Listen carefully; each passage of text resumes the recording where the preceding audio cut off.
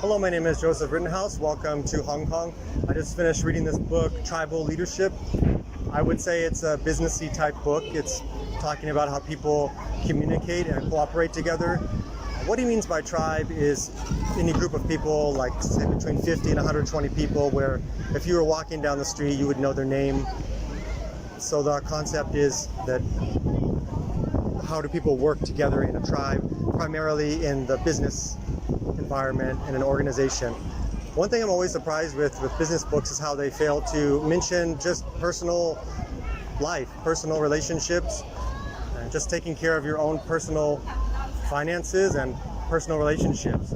So a lot of times when I read a book like this, a businessy type book, I can see it very clearly. I can see that the concepts that apply in business also apply in my personal life. I don't have a traditional business in the sense of I don't have a brick and mortar store. I don't make a product or provide a service in the usual sense, but I am a landlord. That's my business. I collect rent, and that's how I'm able to travel around the world and while I take care of my business and study. But if you read a book like this, I see very clearly how the same concepts that would apply towards running a business would apply in your personal life. I believe that our personal life is a business, our family is a business, and we should, whether you have an LLC or a C Corp or S Corp, your family is a business anyway. Your family should be making a profit every year. People should be upgrading their skills. People should be happy and cooperating together, working together. So even if you don't have a business, I would recommend that you read this book. So it's not just a book for businessy type people, but just if you're kind of interested in how people work together. Certain concepts that would apply in business that also apply in personal life would be like that you should hire people that have a good attitude. Well, that would apply in personal life too. You should be around and have friends that have a good attitude. You don't make friends necessarily for what they know or don't know, but you just make friends for the sake that they have a good attitude on life, a good perspective on life. Also, you could take out words like CEO and you could put in me. I am the CEO of my family. You are the CEO of your family. I could take out words like my wife and I could put in a word like vice president or manager or COO or something like that, because isn't that what my wife is to me? My wife is my vice president. Same thing would apply. So the concepts will transfer over. How about a few more? How about like a company should always be making profit? Okay, well, your family should always be making profit. If you're losing money every year, then there's something wrong there. You got to fix that. Without data, without measurement, you can't manage. Well, that applies for a business too, but it also applies in personal life. You should be looking at your tax returns. You should be looking at your bills. You should be looking at your income and measuring things there. So you should be managing your family just like you would manage a business. How about something like be the best at one thing? Well, a business that's the best at one thing is going to probably be better off than a business that's trying to do a lot of different things. They're not really focused on being the best in one particular area. Well, that would probably apply too for your personal life as well. You'd want to just focus on your one job, do really good at that job, and then take your money and go on to the next thing, buy rental property or something like that. Okay, on to the book. In the book, he's basically talking about, well, I'll say the main thing I got from the book is the 5 levels of cooperation and communication.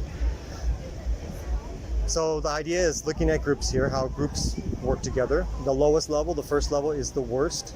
It's the most scarcity mindset level.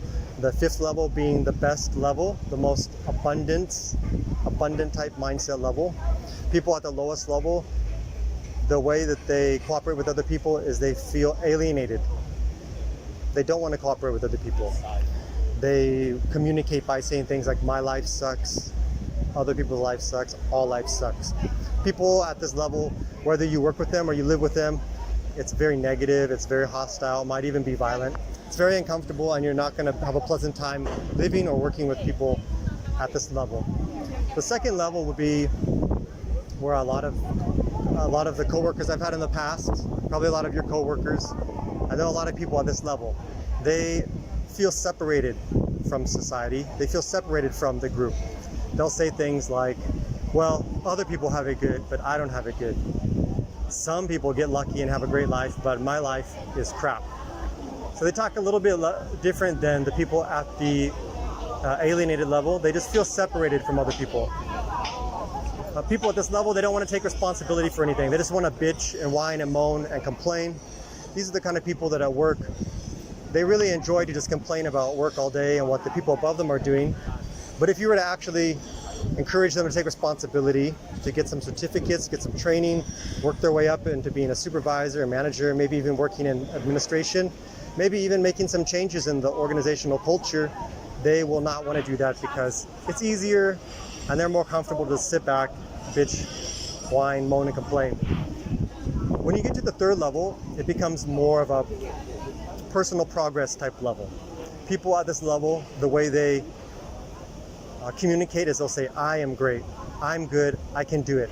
The way they cooperate with other people is they take a lot of things onto themselves. They try to do everything on their own, which is okay for a while, but humans work better when we're in groups. But someone at this level, at least they're working on themselves, they're reading, maybe working on their health, their professional life is starting to do well, their personal life is doing well, their relationships are good.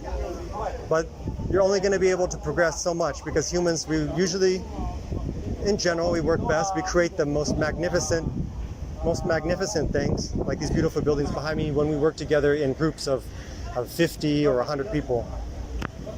When you get to the fourth level, it's a partnership. These people want to cooperate in partnerships. They want to get into little groups. One of the bad things about this level, though, I mean, there's nothing bad with good old competition. I love competition. It's good for us. But people at this level, they talk like, the way they communicate is they'll say things like, we are good, they are bad. They're good, we're bad. Let's beat them. We want to win. We want to be the best. Now, that's certainly better than feeling separated. It's certainly better than taking everything on your own, because at least you're working with people, you're working with groups. Maybe some good things can come about by you working in groups. But, one last thing is at this level, people, they don't trust so much. You have to earn their trust. But when you get to the last and final level, these people, they just trust you. It's more of an abundant type mindset. People at the fifth and final level, they are going to have teamwork.